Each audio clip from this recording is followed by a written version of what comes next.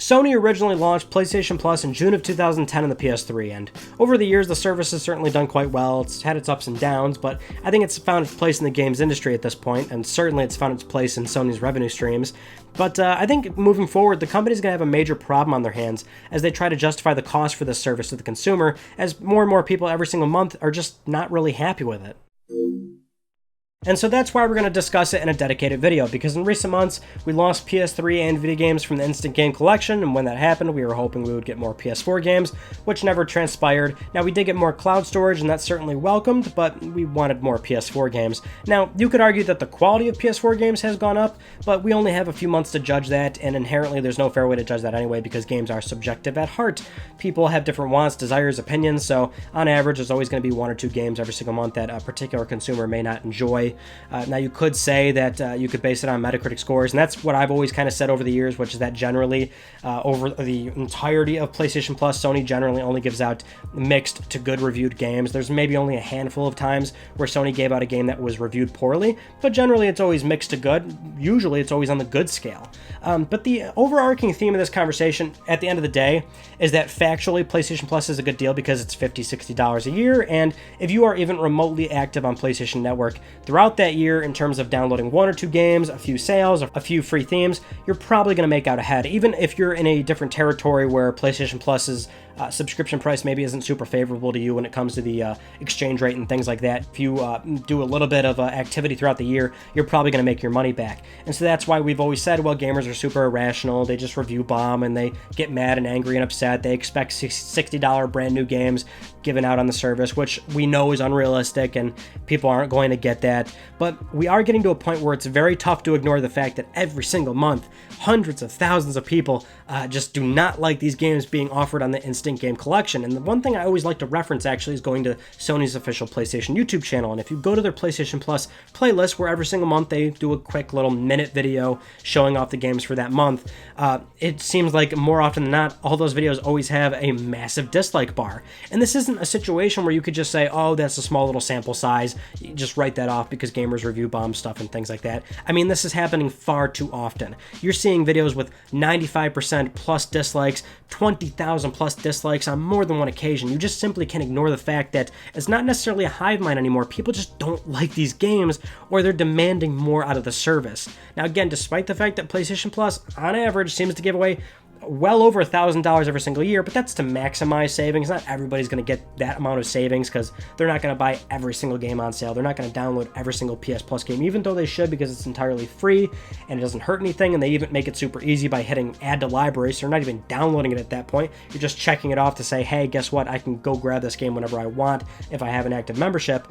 And the funny thing is the history of PlayStation Plus, which is that when it came out in 2010 on the PS3, it wasn't required to play online. So generally, if somebody was on PlayStation Plus, it's because they willingly went out of their way. They knew they were an active PSN member. They knew they were a consumer that bought a lot of games. They wanted free games. They wanted sales, themes, things like that. And that's why initially the service was received quite well, because people that didn't want it, they didn't have to get it, and the people that did want it, they reaped the rewards greatly. And then you see it come 2013, where PS4 gets announced, comes out, and Sony stealthily required it for PS4 online play during their E3 2013 conference, and people were like totally okay with that. And understandably so, because at that time, Microsoft made a lot of missteps with the Xbox One, with all the online DRM and no used games, things like that. So it's understandable how that got really muddy, and Sony was given the free pat in the back. In fact, again, there's another video on Sony's YouTube channel for the PS Plus announcement on PlayStation 4. Even, I believe in the video it says to play online games on PS4, but the dislike bar is super small. People are super happy. They're super pumped. Oh, we're getting PlayStation Plus immediately on PS4. That's awesome. That's great news. So even then, people were super cool with it. But over the years, as time pressed forward, you just see more often than not, people just aren't really interested in the games that are being offered. And it sucks for certain consumers that maybe aren't that active on PS4. But the worst thing about it is, now that the requirement is there, it's never going to leave. I see plenty of people saying, you know, I'd love PlayStation Plus if it wasn't required. That's what rubs me the wrong way about it. But the second Sony gives them the option to do that, you're going to see a massive decrease in their subscription numbers, which as a company, I mean, that's into their fiscal projections. I mean, they they can't do something like that. It's just too massive of a financial loss. PlayStation Network is now a major revenue stream for Sony. I mean, and not just the PlayStation division. Sony Corporation in general is hinging on PlayStation profits. The PlayStation division makes well over 30% of Sony Corporation's income. I mean, it's massive for them, and so you can't take away that requirement. So it's to a point where, how do you sweeten the pot even more? What can we do to make PlayStation Plus even better? Or more so, what can Sony do? Because it is to a point where, yes, the savings are there. Sure, it's thousands of dollars a year, but despite that, people are pissed off. And the thing is, if I were Sony, I wouldn't want my reputation out there to be people constantly being mad about the games that I'm offering, that people don't like the service. The thing is, you go to, it doesn't matter what article you go to, what website you go to, what comment section you go to, everywhere people are disliking the video, saying how mad they are about the games being offered, how they're not good games, how they're not more recent games. Now, to what effect they improve the service, I'm not entirely sure. I think there's a lot of avenues they could take it, a lot of directions they can explore, but like I said, you can't remove things from it anymore. I mean, the requirement to play online, it's there. Yes, there's free-to-play games that get a free pass, that's discretionary between the publisher and Sony, but, you know, generally you need it to play online games, and that's going to stay there. That's just not going to go away. The company depends on that now, unfortunately. Same with that cloud storage. It's up to, 100 gigabytes now? It's not going to get any lower. It'll only go up from there. Sony's not going to remove that. We've got those 2 PS4 games. That's not going anywhere. The only reason why we lost PS3 and Nvidia games is because they're old legacy platforms now, and so it's understandable why they were removed, and they even gave a notice, like, I think 5-6 months prior, maybe even a year prior, if I'm not mistaken. So what do they add to it? Now, surely we were hoping for more PS4 games. Again, it's hard to certainly judge it, but more quality PS4 games that people are happy with. There are still some good examples of certain months where people were excited about the games, and they were happy that they were getting a title that was considered a larger budget. But even in situations like that, you find people that have already bought the game, so they've already missed out on one of 2 games on PlayStation Plus, in which case I think there should be a system in place for that. I mean, instead of offering just 2 games, offer 5 games, but allow the user to pick 2. Do you remember in 2011, during the PSN hack, where PlayStation Network was down for 21 some odd days, and when it came back, they had a welcome back program where they offered free games to the consumer. Now, they knew that some people already had Infamous, they already had Little Big Planet or Dead Nation, so what did they do? They offered 3-4 games, but they only let you pick 2. Why don't we do that on PlayStation Plus, where we give people that option? Say, hey, here's a selection of 5 titles that you might be interested in. This gives much greater odds of people possibly enjoying the selection, certainly, because when you only give 2 games, I mean, that's quite a low number. Of course, people are going to, be picky or not be happy with the selection. Offer 5 games, but still only let them pick 2. I think that would be a great way to explore the service. But the thing we do have to remember is that when PlayStation 5 launches, Sony will certainly offer PlayStation Plus immediately on that platform like they did with PS4. I'd be shocked at this point if they didn't offer PS Plus immediately on PS5.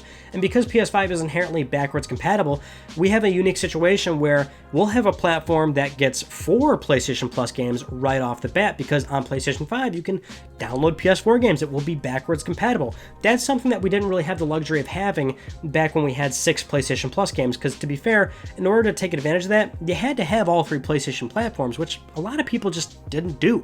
A lot of people didn't have their PS3, PS4, and Vita and then actively play all 3 of them. In fact, I'd argue that that's only a very hardcore consumer in the PlayStation ecosystem. So maybe, you'd have both systems, like PS4 and Vita, maybe you had a PS3 and PS4, but it's just a rare circumstance. Not many people took advantage of all 6 games, and even then they weren't necessarily 6, because some of them were cross-play, so one was on PS Vita and PlayStation 3, or one was on PS3 and PS4. So again, more unique. We'll be in a better situation come the PlayStation 5's launch, where that system will technically, almost in theory, have 4 PS Plus games, 2 of them being PS4, 2 on PlayStation 5, which will be great because PS5 games on PS Plus, they're probably going to be smaller scale games right off the jump. You can't expect that they're going to be major groundbreaking titles, $60 games. That is exactly what happened on PS4, and people were understandable with that back in the day.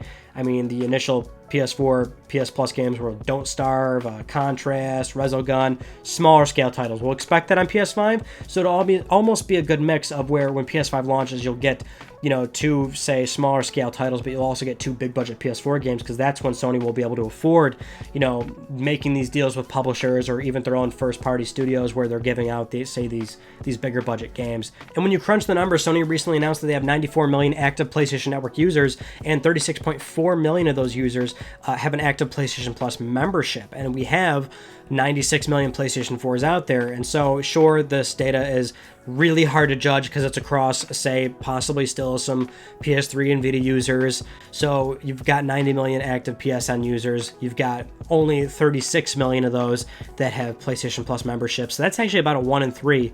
Again, very rough because of the multiple platforms and active users. But I even did my own little experiment. Over on Twitter, I asked you guys, are you subscribed to PlayStation Plus, yes or no? And, a lot of you guys had some very interesting answers. To be honest, I'm surprised because, well, a lot of my viewers are very level-headed. I love you guys. You're actually fair, you're rational, but you gave me some very interesting input. Second Roy said, just look at this. If I bought Tomb Raider with a non-PS Plus account, it would cost me $44.99. With PS Plus, buying all 3 of these games would cost $49.17, and most of my purchases are from the PlayStation Store. Desmond Yu said, I only play single-player games, so PS Plus is mostly a waste of money. Plus, the monthly free games are rarely good enough to make me consider subscribing. Dencio0920, love the discounts on PSN, worth it. Arbiter913, getting at what we were mentioning earlier, PS Plus isn't too bad except for the fact that it was raised by $10 and lost free games for PS3 and Vita. Patty Matthews says, not worth it, I only get it for online, which I hate having to do. I see good sales, sure, but I buy my games physical and they are often cheaper still than the PS Plus sales. Monthly games are not good enough for me. PS Plus on PS3,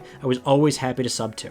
Emmett Watkins Jr., on the other hand, the subscription has been great and totally worth it. The collection of games I've amassed in the last 7+ years and the deeper discounts and sales have made it a great service, though I would still like something to replace the PS3 and Vita games we once got. Brandon Moore says, definitely feel it's worth it. I've gotten to play a ton of games because of it. It's also nice to get extra discounts during sales. I used to play online a lot more than I do now, but it's still good to have access to whenever I need it. Swab Reroll says, I'm only using it for online games. The free games have been meh. The big games usually I have already bought. The COD games, Mafia 3, MGS, etc. They should offer a free discount code if you own the title already that's free that month. Carlos Santana, I have around 160 PS Plus between PS3, PS Vita, PSVR, and PS4. Yeah, I like the service. My friend Brian says, yes, I believe the offerings are worth the price. Other than being able to access online features, I enjoy the PS Plus freebies, even if they're hit or miss. I also very much like the cloud storage for saved data. Lastly, those extra discounts on games are nice. Longtime viewer Casey says, I really just think PS Plus is a waste of money. Every month I get games I either would never play or games I already own, and we don't own those games, and only 2 games now is terrible value.